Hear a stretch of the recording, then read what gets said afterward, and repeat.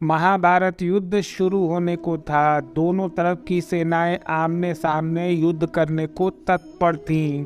एक से एक महाबली योद्धा दोनों तरफ से थे। सामने अपने सभी बंधु बांधवों और पितामह भीष्म को शत्रु के रूप में देखकर अर्जुन का मन विचलित हो गया और वो युद्ध से विरक्त हो गए। जबकि यह तो एक धर्म युद्ध था, लेकिन उनके सारथी भगवान श्री कृष्ण स्वयं थे, जिन्होंने अर्जुन को निष्काम कर्म का उपदेश दिया। स्वयं श्री भगवान द्वारा प्रदत्त यह ज्ञान जितना द्वापर काल में प्रासंगिक था, उतना ही आज भी प्रासंगिक है। आइए देखते हैं भगवान श्री कृष्ण ने अर्जुन को क्या क्या कहा। भगवान श्री कृष्ण कहते हैं, जिंदगी में कभी भी अपने किसी हुनर पर घमंड मत करना, क्योंकि पत्थर जब पानी में गिरता है तो अपने ही वजन से डूब जाता है। अगर भगवान तुमसे ज्यादा इंतजार करा रहे हैं तो तैयार रहना, वो इससे कहीं ज्यादा देने वाले हैं जितना तुमने मांगा है। कर्म का फल व्यक्ति को उसी तरह से ढूंढ लेता है जैसे बछड़ा सैकड़ों गायों के बीच अपनी माँ को ढूंढ लेता है। मैं तो ना तुम्हारी महंगी भेंट में प्रसन्न होता हूँ, ना दिखावटी दान दयालुता से। अगर मेरे मन को हरना है तो मुझे प्रेम से पुकारो, मैं हाजिर हो जाऊंगा। अवास्तविक चीजों को लेकर मन में कभी डर मत पैदा होने दो। जो वास्तविक नहीं है वह ना तो कभी था न कभी होगा। उसके विपरीत जो वास्तविक है वह हमेशा से था। उसे ना तो बदला जा सकता है, ना कभी नष्ट किया जा सकता है। जो मनुष्य किसी अच्छे काम में लगा हुआ होता है, आने वाले समय में उसका अंत कभी बुरा नहीं होता है। मनुष्य अपनी 3 प्रमुख कृतियों द्वारा नरक के द्वार पर पहुंचता है। ये तीनों कृतियां काम, क्रोध और लोभ हैं। मनुष्य का समस्त निर्माण उसके विश्वास के फलस्वरूप होता है। जैसा वह सोचता है उसी के अनुरूप वह बन जाता है। परिवर्तन इस संसार का नियम है। एक नजर में तुम असीम संपत्ति के मालिक बन सकते हो, दूसरी नजर में तुम दरिद्र भी हो सकते हो। एक इंसान के रूप में इस धरती पर तुम्हारे कुछ कर्तव्य हैं। अनिवार्य रूप से अपने कर्तव्य को निभाओ। किसी से सच्चा प्रेम होना शुद्धता और दिव्यता का प्रतीक है। जो कुछ भी हुआ है उसमें तेरा कोई योगदान नहीं है, इसलिए तुम्हारी सारी परेशानियां व्यर्थ हैं। हर चीज की शुरुआत मुझसे होती है और खत्म भी मुझ पर आकर ही होती है। इंद्रियों से मिलने वाला सुख सच्चा नहीं होता है। इंद्रियों का सुख पहले तुमको अमृत की मिठास देगा, लेकिन बाद में तुम्हारा विनाश कर देगा। तुम अपने जीवन को सार्थक बना सकते हो, लेकिन इसके लिए तुम्हें मेरी शरण में आना पड़ेगा। अगर तुम्हें मेरी बातें अटपटी लगती हैं तो तुम्हें अपने नजरिए को बदलने की जरूरत है। अभी तुम चीजों को उस तरह से नहीं देखते हो जिस तरह से मैं देखता हूँ। अगर एक बार तुमने मुझ पर विश्वास कर लिया तो तुम्हें जीवन में कभी निराश नहीं होना पड़ेगा।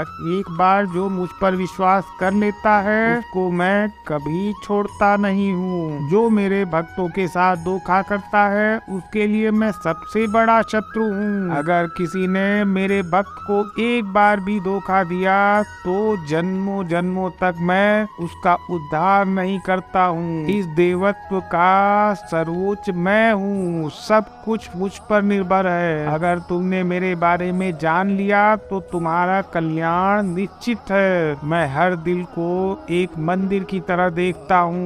जो दिल जितना सुंदर है वहाँ मैं उतना ही अधिक देर तक ठहरता हूँ। भगवान श्री कृष्ण के चरण कमल तो इतने पवित्र हैं कि कोई उनकी शरण लेता है तो तुरंत शुद्ध हो जाता है। इस दुनिया में है तुम प्रेम सभी से करो, लेकिन पूर्ण रूप से विश्वास किसी पर मत करो। अगर तुमको भरोसा करना है तो केवल भगवान श्री कृष्ण पर करो, क्योंकि मन बड़ा चंचल है। इसलिए अपने मन को स्थिर रखो, उसे कभी भी व्यथित मत होने दो।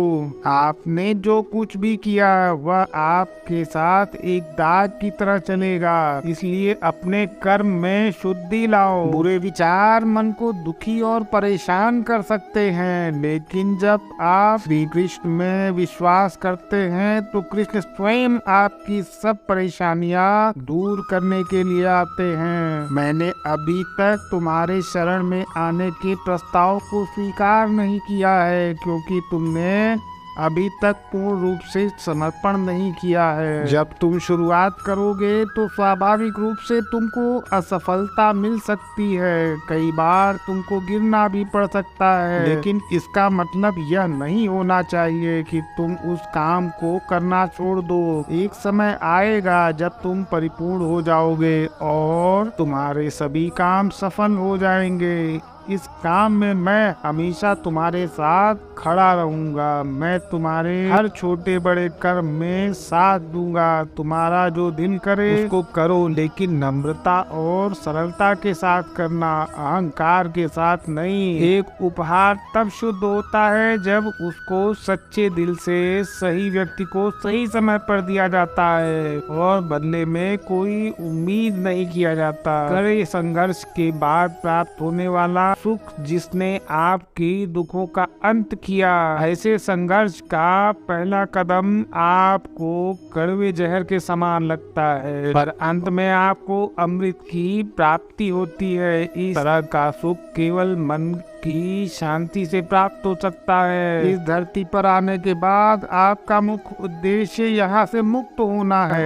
केवल वह मनुष्य मुक्त हो सकता है जो अपने कर्मों में दृढ़ संकल्प के साथ स्थिर है और सुख दुख को समान रूप से सहन करता है। जो मनुष्य अपनी आत्मा की बात सुन सकता है वह मुझसे बात कर सकता है और मुझे देख भी सकता है। अपने सभी कर्मों को भगवान पर केंद्रित करके आसक्ति को त्याग देना चाहिए। सफलता और असफलता को एक समान दृष्टि से स्पष्ट देखना चाहिए, क्योंकि आध्यात्मिकता का अर्थ ही होता है समभाव। वह मनुष्य जिसने घृणा को त्याग दिया, जो सभी प्राणियों के साथ समान व्यवहार करता है, जो सुख दुख और दर्द पीड़ा में अप्रभावित है, जिसके अंदर करुणा भरी हुई है और मन शांत है, उसने सही मायने में मुझे प्राप्त कर लिया। ये सोचकर कभी किसी काम की शुरुआत नहीं करना चाहिए कि इसका कोई फल न मिलेगा।